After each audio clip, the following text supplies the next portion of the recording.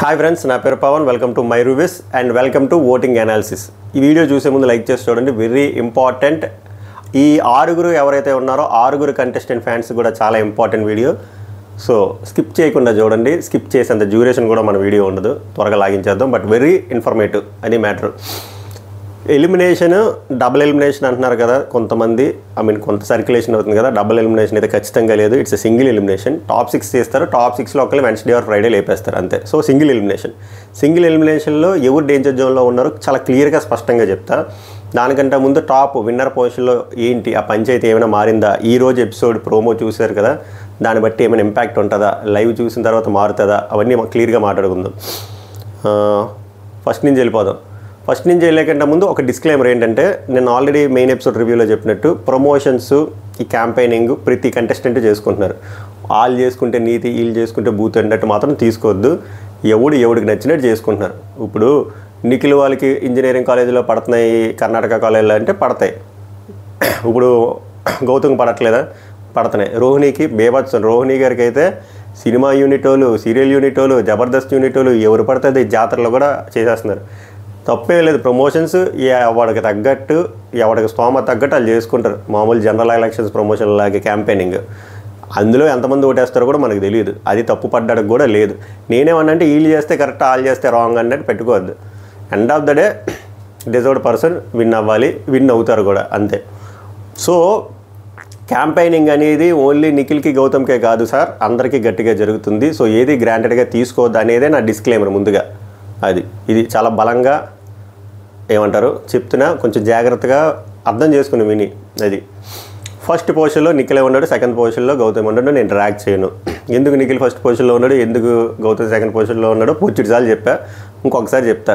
Nikhil day 1 నుంచి ఎప్పుడు నామినేషన్స్లోకి వచ్చినా ఓటింగ్లో ఫస్ట్లోనే ఉన్నాడు. ప్రీ ఎగ్జిస్టింగ్ ఫ్యాన్ బేస్ ఉంది. ప్లస్ ఈ ఉన్ని కొంపలో 15 మందిలో కాస్త కోస్తో deserved person. Gautham Krishna deserved కాదని, డిజర్వ్డ్ అక్కడికి వచ్చాక చెప్తా. అప్స్ అండ్ డౌన్స్ ఉన్నాయి, అన్నీ ఉన్నాయి. ఓవరాల్గా అన్నీ ఎవాల్యుయేట్ చేసుకుంటే అర్హుడు. ప్రీ ఎగ్జిస్టింగ్ ఓట్ బ్యాంక్ ఉంది, క్యాంపెయినింగ్ అవుతుంది. చెప్తున్నాను కదా, క్యాంపెయినింగ్ అందరికీ అవుతాయి.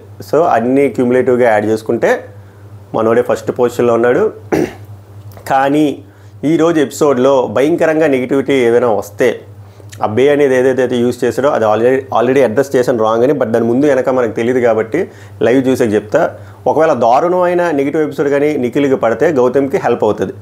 లేదు అంతలా ఏమీ లేదు అంటే పెద్ద ఫరక్ పడదు. బట్ మన ఎపిసోడ్ చూసాకే బీబీమా ఎలా కట్ చేస్తాడు, లైవ్ ఎలా చూపిస్తాడు, దాన్ని మెయిన్ ఎపిసోడ్లో ఎలా చూపిస్తాడు, అది ఎవరికి హెల్ప్ అవుతుంది, గౌతమ్కి హెల్ప్ అవుతుందా, నిఖిల్కి హెల్ప్ అవుతుందా, అవన్నీ మనకి ఎపిసోడ్ చూసిన తర్వాత మాట్లాడదాం. బట్ మోస్ట్లీ అది అంత ఇంపాక్ట్ ఉండకపోవచ్చు అంతే. సో ఫస్ట్ పోల్స్లో కంటిన్యూ అవుతున్నాడు. నా పోల్లోనే కాదు, అన్ని పోల్స్లో కూడా నిఖిల్ అనే పర్సన్ ఫస్ట్ పొజిషన్లోనే ఉన్నాడు. చాలా డిఫరెన్స్ ఉంది, చాలా అంటే చాలా. అఫీషియల్ దాంట్లో కూడా నాకు వచ్చిన లీక్ అనుకుంటారు, ఏదనుకుంటారు, అక్కడ కూడా నిఖిలే ఫస్ట్ పొజిషన్లో ఉన్నాడు. సెకండ్ పొజిషన్ గౌతమ్ ఉన్నాడు. గౌతమ్ దగ్గరికి వచ్చేస్తే గౌతమ్ కూడా చాలా పెద్ద అచీవ్మెంట్. నేను బొచ్చుడిసార్లు చెప్పా, మళ్ళీ రిపీట్ చేస్తున్నాను. 5 వారాల తర్వాత ఒక వైల్డ్ కార్డు వచ్చాడు. అది కూడా ఇంతకుముందు ఆడొచ్చాడు. అది కూడా 7వ వారం ఎలిమినేట్ అవ్వాల్సిన పర్సను. అలాంటి పర్సను, అంత లోలో ఉండే పర్సను ఆల్మోస్ట్ విన్నర్ అవ్వడానికి టఫ్ ఫైట్ ఇస్తున్నాడు. ఇంకా అయిపోలే పంచాయతీ, ఏమైనా జరగవచ్చు. అదే అంటున్నా, ఏది గ్రాంటెడ్గా తీసుకోవద్దు. సో ఫస్ట్ ఈ రైజ్ ఏదైతే ఉందో దీన్ని అప్రిషియేట్ చేయాలి గౌతమ్ కృష్ణది. నేను ఇంకేం చెప్పను, సింపుల్. కింద పడిపోయినోడు పైకి ఎలా ఎగిరాడు, ఎలా ఎదిగాడు అనేదానికి క్లాసిక్ ఎగ్జాంపుల్ గౌతమ్ కృష్ణ, అంతే. అంతకుమించి చేయలేదు. మనోడు ఫస్ట్ నుంచి ఆడుకుంటూ వచ్చాడు, అది మనోడు గ్రాఫ్. ఇది కింద పడి లెగిసాడు చూసారా, దానికి చాలామందికి మోటివేటింగ్ అనిపిస్తుంది. We have to appreciate. At least ఈ సీజన్లో ఏదైనా మాట్లాడుకోవడానికి ఉంది అంటే అస్సాం సీజన్లో వీళ్ళిద్దరు ఫైటే, నిఖిల్ వర్సెస్ గౌతమ్. అది థ్యాంక్స్ టు గౌతమ్, సింపుల్. మనోడు సెకండ్ పొజిషన్లో ఉన్నాడు. చూద్దాం, ఈరోజు ఎపిసోడ్ కొంచెం ఫెచ్చింగ్ అయ్యేటట్టు ఉంది. ఎపిసోడ్ అయ్యాక మాట్లాడదాం బెటర్. ఇప్పుడు గంట అది ఇప్పుడు క్లియర్గా వినండి. 3, 4, 5, 6 నబీలు, ప్రేరణ, విష్ణుప్రియ, 6 రోహిణి, ఇలా నలుగురు డేంజర్ జోన్లో ఉన్నారు.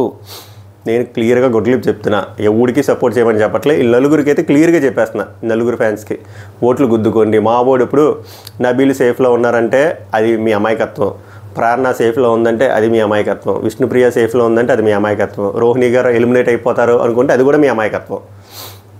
నలుగురికి బలంగా ఓట్లు వేసుకోండి, ఏదైనా జరగచ్చు.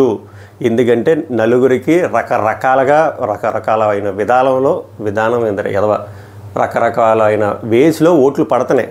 సో మీరు ఏది గ్రాంటెడ్గా తీసుకోవద్దు. క్రాస్ ఓటింగ్ అనే కాదు, ఆన్లైన్ క్యాంపెయినింగ్ అవుతుంది, ఆఫ్లైన్ క్యాంపెయినింగ్ అవుతుంది, అబ్బో చెత్త చాలా జరుగుతుంది, చేసుకోనివ్వండి.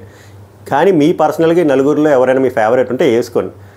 బ్రో మరి గట్టిగా ఎవరు డేంజర్ జోన్లో ఉన్నారంటే ఆబ్వియస్గా విష్ణుప్రియ, రోహిణి గారు డేంజర్ జోన్లో ఉన్నారు. నాకు ఎందుకో రోహిణి గారు ఉంటారేమో అనిపిస్తుంది. ఎందుకంటే ఆమెకు పడుతున్న ఓటింగ్ కానీ క్యాంపెయినింగ్ కానీ మామూలు లెవెల్లో లేదు, చాలా దారుణంగా వస్తుంది లెవెలింగ్. ప్లస్ అవినాష్ లేడు. అవినాష్ ఓట్లు ఎవరికి వెళ్తాయి చెప్పండి? మామూలుగా ఆలోచన అంత ఓట్ బ్యాంక్ ఉంటుంది కదా అవినాష్ది, ఎవరికి వెళ్తుంది? టేస్టీ తేజ వెళ్ళిపోయాడు, టేస్టీ తేజ ఓట్ బ్యాంక్ ఎవరికి వెళ్తుంది? ఇంకా పెద్ద సీరియల్ ఆర్టిస్టులు, సినిమా ఆర్టిస్టులు, కమీడియన్స్ వీళ్ళందరూ షేర్ చేస్తున్నారు జాతరలో, ఫంక్షన్లో, పరసల్లో, తిరునాళ్ళల్లో, అన్నిట్లోని. సో అందుకన్నా ఈవిడే వెళ్ళిపోతారని మాత్రం అనుకోకండి, కరిసేస్తారు గట్టిగా. సో నేనేమి రోహిణి గారు వెళ్ళిపోవాలని చెప్పట్లేదు, ఆమె నెగిటివ్ చెప్పట్లేదు. మిగిలిన వాళ్ళు బాగా గ్రాంటెడ్గా తీసుకుంటున్నారు కదా, ఎప్పుడు అలా తీసుకోవద్దు, బలంగా పడుతున్నాయి. సో మీరు కూడా అందరూ ఇంక్లూడింగ్ రోహిణి గారి ఫ్యాన్స్ కూడా గట్టిగా ఓట్లు వేసుకుంటే ఒక 5-6 అవర్సే ఉన్నాయి. ఈ నలుగురిలో ఎవరైనా ఎలిమినేట్ అవ్వడానికి హై ఛాన్స్ ఉంది. రేపు మళ్ళీ బిగ్ బాస్ అన్యాయం చేస్తాడు అని చెప్పి హట్ అవ్వకండి. అందుకే ముందుగానే డిస్క్లైమర్ వేస్తున్నా. నలుగురు, నబీల్, ప్రేరణ, విష్ణుప్రియ, రోహిణి గారు నలుగురు డేంజర్ జోన్లో ఉన్నారు. అది సో 4 అవర్స్ 6 అవర్స్ ఉంది కాబట్టి హాట్స్టార్లో ఓటేసుకోండి, మిస్డ్ కాల్ ఇవ్వండి. మిస్డ్ కాల్ మీ కంటెస్టెంట్ అవ్వకపోతే దయచేసి వేరే వాళ్ళ కంటెస్టెంట్లు చెక్ చేయకండి. చెక్ చేసినప్పుడు అది రింగ్ అయితే ఆ రోజుకి మీ ఓటు అయిపోతుంది. ఇప్పటికీ చాలాసార్లు చెప్పాను, మళ్ళీ చెప్తున్నాను, ఎందుకంటే ఇలాగే కరిసేస్తారు. పక్క వాళ్ళ గురించి ఆలోచించడం మానేయండి. మీ కంటెస్టెంట్ది ఫోన్ రింగ్ అయిందా లేదా, రింగ్ అవ్వకపోతే అర్ధరాత్రో 10-11 ట్రై చేయండి, కన్ఫామ్గా రింగ్ అవుతుంది. పక్క వాళ్ళు టెస్ట్ డ్రైవ్లు చేశారంటే అంతే, మీది అయిపోద్ది పెద్ద టెస్ట్ డ్రైవ్. అది హాట్స్టార్లో వ్యాపారం లేదు కాబట్టి హాట్స్టార్లో వెళ్ళి ఓటేసుకోండి. మళ్ళీ రిపీట్ చేస్తున్నా, నబీల్, ప్రేరణ, విష్ణుప్రియ, రోహిణి గారు నలుగురు డేంజర్ జోన్లో ఉన్నారు. గౌతమ్ కృష్ణ, నిఖిల్ వీళ్ళు విన్నర్ రేస్లో కొట్టుకుంటున్నారు. ఈ రోజు ఎపిసోడ్ తర్వాత రేపు మాట్లాడుకుందాం అసలు పంచాయతీ ఏంటి, ఏమైనా ఓట్లు ఏమైనా షిఫ్ట్ అవుతుందా, భయంకరమైన తప్పు ఏమైనా నిఖిల్ చేస్తే ఆబ్వియస్గా గౌతమ్కి చాలా అడ్వాంటేజ్ అవుతుంది. తప్పు ఉండి ఓకే మొన్న జరిగిన లాంటి తప్పులు ఏమైనా జరిగితే ఇలా usage of oaths, wrong usage of బేలు గీలు ఇలా ఉంటే చిన్న డ్యామేజ్ ఉంటుంది తప్ప భారీ డ్యామేజ్ ఉండదు. 100% తప్పేది. బట్ నేను ఓటింగ్ పాయింట్ ఆఫ్ వ్యూలో చెప్తున్నాను, అది ఎపిసోడ్ పాయింట్ ఆఫ్ వ్యూ చెప్తా, voting point of view just చెప్తాను. అది సభకు నమస్కారం, ధన్యవాదాలు.